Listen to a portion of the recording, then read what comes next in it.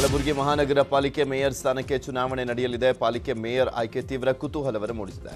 ACC ಅಧ್ಯಕ್ಷ ಖರ್ಗೆ ತವರಲ್ಲಿ ಮೊದಲ ಬಾರಿಗೆ ಸ್ವಂತ ಬಲದಿಂದ ಅಧಿಕಾರ ಹಿಡಿಯಲಿಕ್ಕೆ ಬಿಜೆಪಿ ಕಸರತ್ತು ನಡೆಸಿದೆ. ವಿಧಾನಸಭೆ ಚುನಾವಣೆಗೂ ಮುನ್ನವೇ ಶಾಕ್ ನೀಡಲಿಕ್ಕೆ ಬಿಜೆಪಿ ಮುಂದಾಗಿದೆ. 2021ರ ಸೆಪ್ಟೆಂಬರ್ ತಿಂಗಳಲ್ಲಿ ಕಲಬುರಗಿ ಪಾಲಿಕೆ ಚುನಾವಣೆ ನಡೆದಿತ್ತು. ಬಿಜೆಪಿ 23, ಕಾಂಗ್ರೆಸ್ 27, ಜೆಡಿಎಸ್ 4 ಓರ್ವ ಪಕ್ಷೇತರ ಅಭ್ಯರ್ಥಿ ಗೆಲುವನ್ನ ಸಾಧಿಸಿದರು. ಪಂಚಮಸಾಲಿ ಸಮಾಜಕ್ಕೆ 2A ಮೀಸಲಾತಿಗಾಗಿ ಆಗ್ರಹಿಸಿ ನಡೆಸ್ತಾ ಇರುವಂತಹ ಹೋರಾಟ ತೀವ್ರಗೊಂಡಿದೆ. ಸರ್ಕಾರಕ್ಕೆ ಕೊಟ್ಟ ಡೆಡ್ಲೈನ್ ಮುಗಿದ ಹಿನ್ನೆಲೆಯಲ್ಲಿ ಮಾತನಾಡಿರುವಂತಹ ಬಸವಜಯ ಮೃತ್ಯುಂಜಯ ಸ್ವಾಮೀಜಿ ಅಂದು ತಾಯಿ ಮೇಲೆ ಆಣೆ ಮಾಡಿ ಬೊಮ್ಮಾಯಿ ಮಾತನ್ನ ತಪ್ಪಿದ್ದಾರೆ ಅಂತ ಕಿಡಿಕಾರಿದ್ರು. ಜೊತೆಗೆ ಪ್ರಧಾನಿಯವರ ಕಾರ್ಯಾಲಯದಿಂದ ಒಂದು ಮಾಹಿತಿ ಬಂದಿದೆ, ಆದಷ್ಟು ಬೇಗ ನಿಮಗೆ ಸಿಹಿ ಸುದ್ದಿ ಕೊಡ್ತೇವೆ ಅಂತ ಹೇಳಿದ್ದಾರೆ. ನಿಮ್ಮ ಬೇಡಿಕೆಗೆ ತಕ್ಕ ಹಾಗೆ ನಾವು ನಿರ್ಧಾರ ತೆಗೆದುಕೊಳ್ತೇವೆ ಅಂತ ಹೇಳಿದ್ದಾರೆ.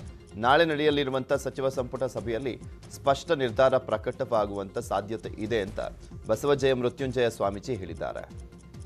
ಆಗುತ್ತೇನವಂತದನ್ನ ಅರಿತುಕೊಂಡಂತ ನಮ್ಮ ಮುಖ್ಯಮಂತ್ರಿಗಳು, ಜಾಣ ಮುಖ್ಯಮಂತ್ರಿಗಳು ತಮ್ಮ ತಾಯಿ ಮೇಲೆ ಆಣೆ ಮಾಡಿ ಒಂದು ವಾರದೊಳಗೆ ಮೀಸಲಾತಿ ಕೊಡ್ತೀನಿ, ನೀವು ಯಾವ ಕಾರಣಕ್ಕೂ ಮುತ್ತಿಗೆ ಹಾಕೋದನ್ನು ಕೈ ಬಿಡ್ರಿ ಅಂತ ಹೇಳಿ ಮನವಿ ಮಾಡಿಕೊಂಡಾಗ ಅವರ ಮಾತಿಗೆ ಬೆಲೆ ಕೊಟ್ಟು ನಾವೆಲ್ಲರೂ 20 ಲಕ್ಷ ಜನರನ್ನ ಮುಖ್ಯಮಂತ್ರಿಗಳ ಮೇಲಿನ ಅತಿಯಾದ ನಂಬಿಕೆಯಿಂದಾಗಿ, ಅವರ ತಾಯಿ ಬೇರೆ ಇಲ್ಲ, ನಮ್ಮೆಲ್ಲರ ತಾಯಿ ಬೇರೆ ಇಲ್ಲ, ಆ ಒಂದು ಗೌರವಕ್ಕೆ ನಾವೆಲ್ಲರೂ ಸಹ ವಾಪಸ್ ಕಳಿಸಿ ಇನ್ಮೇಲೆ ಯಾವ ಕಾರಣಕ್ಕೂ ಮುಖ್ಯಮಂತ್ರಿಗಳ ಮನೆಗೆ ಹೋಗಿ ಅವರನ್ನ ಭೇಟಿ ಮಾಡಿ ಅವರನ್ನ ವಿನಂತಿ ಮಾಡಬೇಡ. ಹಿಂಗೆ 68 ದಿನ ಆದರೂ ಇವತ್ತು ನಮ್ಮ ಹೋರಾಟಕ್ಕೆ ಯಾವುದೇ ಸ್ಪಂದನೆ ಸಿಗದ ಕಾರಣಕ್ಕೆ ನಾವು ಜನವರಿ 17ನೇ ತಾರೀಕಿಗೆ ಮಾನ್ಯ ಪ್ರಧಾನಮಂತ್ರಿ ಪ್ರಕರಣದಿಂದ ಕೈಬಿಡಲಿಕ್ಕೆ 40 ಲಕ್ಷ ಹಣಕ್ಕೆ ಪೊಲೀಸರೇ ಡಿಮ್ಯಾಂಡ್ ಇಟ್ಟಿರುವಂತಹ ಘಟನೆ ಬೆಳಕಿಗೆ ಬಂದಿದೆ. ಮಾರತಹಳ್ಳಿ ಸಬ್ ಇನ್ಸ್ಪೆಕ್ಟರ್ ಸೇರಿ 3 ಪೊಲೀಸರ ವಿರುದ್ಧ ಎಫ್ಐಆರ್ ದಾಖಲಾಗಿದೆ. ಹುಲಿ ಚರ್ಮ ಹಾಗೂ ಉಗುರು ಮಾರಾಟ ಮಾಡ್ತಾ ಇದ್ದಂಥ ಆರೋಪಿಯನ್ನ ಮಾರತಹಳ್ಳಿ ಠಾಣೆ PSI ರಂಗೇಶ್ ಮತ್ತು ಹೆಡ್ ಕಾನ್ಸ್ಟೇಬಲ್ ಹರೀಶ್ ಕಿಡ್ನಾಪ್ ಮಾಡಿ ಹಣಕ್ಕೆ ಬೇಡಿಕೆ ಇಟ್ಟರಂತೆ. ಈ ಬಗ್ಗೆ ಆರೋಪಿ ಸಂಬಂಧಿ ಬಾಗಲೂರು ಪೊಲೀಸ್ ಠಾಣೆಯಲ್ಲಿ ಕಿಡ್ನಾಪ್ ಪ್ರಕರಣ ದಾಖಲಿಸಿದ್ರು. ಕಿಡ್ನಾಪ್ ಮಾಡಿದಂಥವರು ಪೊಲೀಸ್ ಎಂದು ಕಮಿಷನರ್ ಪ್ರತಾಪ್ ರೆಡ್ಡಿಗೆ ಮಾಹಿತಿಯನ್ನು ನೀಡಿದ್ದಾರೆ. ಸದ್ಯ 3 ವಿರುದ್ಧ ಎಫ್ಐಆರ್ ದಾಖಲಿಸಿ ತಲೆಮರೆಸಿಕೊಂಡಿರುವಂತಹ PSI ರಂಗೇಶ್ ಹಾಗೂ ಮತ್ತೊಬ್ಬ ಕಾನ್ಸ್ಟೇಬಲ್ ಬಂಧನಕ್ಕೆ ಬಾಗಲೂರು ಪೊಲೀಸರು ತೀವ್ರ ಶೋಧವನ್ನು ನಡೆಸ್ತಾ ಇದ್ದಾರೆ. ಮಾಜಿ ಸಚಿವ ಅಂಜನಮೂರ್ತಿ ಇನ್ನಿಲ್ಲ. ಬೆಂಗಳೂರು ಗ್ರಾಮಾಂತರ ಜಿಲ್ಲೆ ನೆಲಮಂಗಲ ನಗರದ ಇಂದಿರಾನಗರ ನಿವಾಸಿಯಾಗಿರುವಂತಹ ಅಂಜನಮೂರ್ತಿ ವಿಧಿವಶರಾಗಿದ್ದಾರೆ. ಮಲ್ಲೇಶ್ವರಂನ ಅಪೋಲೋ ಆಸ್ಪತ್ರೆಯಲ್ಲಿ ಇಂದು ಮುಂಜಾನೆ ಹೃದಯಾಘಾತದಿಂದ ವಿಧಿವಶರಾಗಿದ್ದಾರೆ. ವಸತಿ ಸಚಿವ ಉಪಸಭಾಪತಿಯಾಗಿ ಅಂಜನಮೂರ್ತಿ ಕರ್ತವ್ಯವನ್ನ ಸಲ್ಲಿಸಿದರು. ಯುಗಾದಿ ಹಬ್ಬದ ದಿನವೇ ಪತಿಯಿಂದ ಪತ್ನಿ ಕೊಲೆ ಆಗಿರುವಂತಹ ಘಟನೆ ಚಿಕ್ಕಬಳ್ಳಾಪುರ ಜಿಲ್ಲೆಯ ಚಿಕ್ಕದಿಬ್ಬೂರಹಳ್ಳಿ ಗ್ರಾಮದಲ್ಲಿ ನಡೆದಿದೆ. ಚಿಕ್ಕದಿಬ್ಬೂರಹಳ್ಳಿ ಗ್ರಾಮದ ಗಾಯತ್ರಿ ಮೃತ ದುರ್ದೈವಿ. ಪತಿ ಅಶ್ವತ್ಥಪ್ಪ ಕೊಲೆ ಮಾಡಿದಂಥ ಆರೋಪಿ. 2 ಮಕ್ಕಳನ್ನ ಗಾಯತ್ರಿ ಅಶ್ವತ್ಥಪ್ಪ ದಂಪತಿ ಹೊಂದಿದ್ರು. ದಿಬ್ಬೂರಹಳ್ಳಿ ಗ್ರಾಮಾಂತರ ಪೊಲೀಸ್ ಠಾಣೆಯಲ್ಲಿ ದೂರು ದಾಖಲಾಗಿದೆ. ಇನ್ನು ಕಲಬುರಗಿ ನಗರದ ಹಾಗರಗ ರಸ್ತೆಯಲ್ಲಿ ಹಾಡಹಗಲೇ ಮಹಿಳೆಯ ಬರ್ಬರ ಕೊಲೆ ಆಗಿದೆ. 35 ವರ್ಷದ ಮುಜತ್ ಸುಲ್ತಾನ್ ಮೃತ ಮಹಿಳೆ. ಸ್ಕೂಟಿಗೆ ಕಾರಿನಿಂದ ಗುದ್ದಿ ನಂತರ ತಲೆ ಮೇಲೆ ಕಲ್ಲನ್ನು ಎತ್ತಿ ಹಾಕಿ ಹತ್ಯೆಯನ್ನ ಮಾಡಲಾಗಿದೆ. ಸಾಮಾಜಿಕ ಕಾರ್ಯಕರ್ತೆಯಾಗಿರುವಂತಹ ಮಜತ್ ಸುಲ್ತಾನ್ ಕಾರ್ಯನಿರ್ವಹಿಸ್ತಾ ಇದ್ರು. ಆದರೆ ಕೊಲೆಗೆ ನಿಖರ ಕಾರಣ ಇನ್ನೂ ತಿಳಿದು ಬಂದಿಲ್ಲ.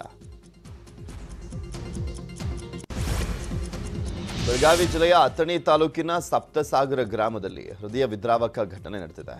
ಕೃಷಿ ಹೊಂಡದಲ್ಲಿ ಬಿದ್ದು 2 ಮಕ್ಕಳ ದಾರುಣವಾಗಿ ಸಾವನ್ನಪ್ಪಿರುವಂತಹ ಘಟನೆ ನಡೆದಿರುವಂಥದ್ದು.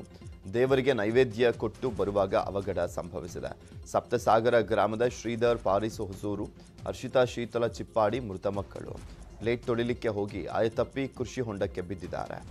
ಹರ್ಷಿತಾಳನ್ನ ರಕ್ಷಿಸಲಿಕ್ಕೆ ಹೋಗಿ ಶ್ರೀಧರ್ ಕೂಡ ನೀರಲ್ಲಿ ಮುಳುಗಿ ಸಾವನ್ನಪ್ಪಿದ್ದಾನೆ. ರೈತನ ಜಮೀನಿಗೆ ಬೆಂಕಿ ಬಿದ್ದು ಮಾವಿನ ತೋಟ ಬೆಂಕಿಗೆ ಆಹುತಿಯಾಗಿರುವಂತಹ ಘಟನೆ ಕೋಲಾರ ಜಿಲ್ಲೆಯ ಶ್ರೀನಿವಾಸಪುರ ತಾಲೂಕಿನ ನಂಬಿಹಳ್ಳಿ ಗ್ರಾಮದಲ್ಲಿ ನಡೆದಿದೆ. ನಂಬಿಹಳ್ಳಿ ಗ್ರಾಮದ ರೈತ ನಾರಾಯಣಸ್ವಾಮಿ ಅವರಿಗೆ ಸೇರಿದ 6 ಎಕರೆ ಜಮೀನಿನಲ್ಲಿದ್ದಂಥ 40 ವರ್ಷದ ಮಾವಿನ ಮರಗಳಿಗೆ ಬೆಂಕಿ ಬಿದ್ದು 400ಕ್ಕೂ ಅಧಿಕ ಮರಗಳು ಸುಟ್ಟು ಹೋಗಿವೆ. ಭರ್ಜರಿ ಫಸಲು ನಿರೀಕ್ಷೆಯಲ್ಲಿದ್ದಂಥ ರೈತ ಕಣ್ಣೀರಿನಲ್ಲಿ ಕೈ ತೊಳೆಯುವಂತಾಗಿದೆ.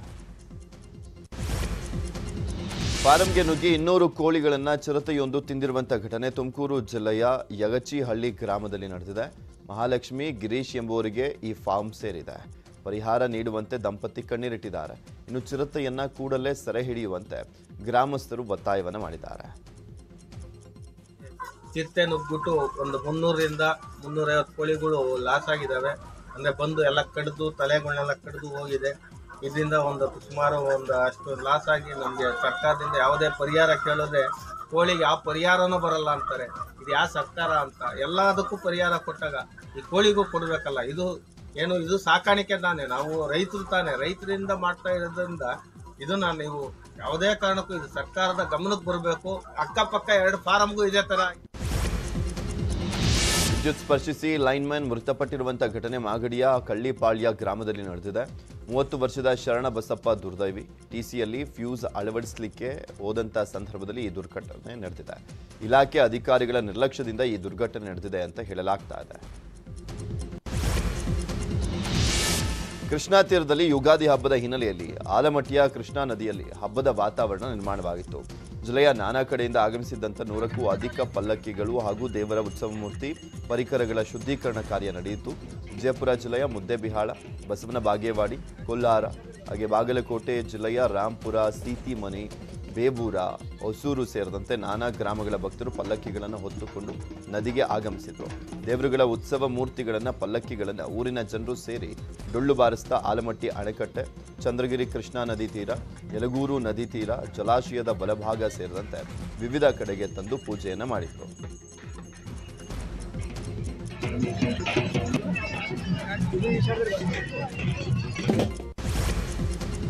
ಇದು 10 ಸುದ್ದಿ ನೋಡೋಣ, ಆದರೆ ಅದಕ್ಕೂ ಮುಂಚೆ ಒಂದು ಸ್ಮಾಲ್ ಬ್ರೇಕ್.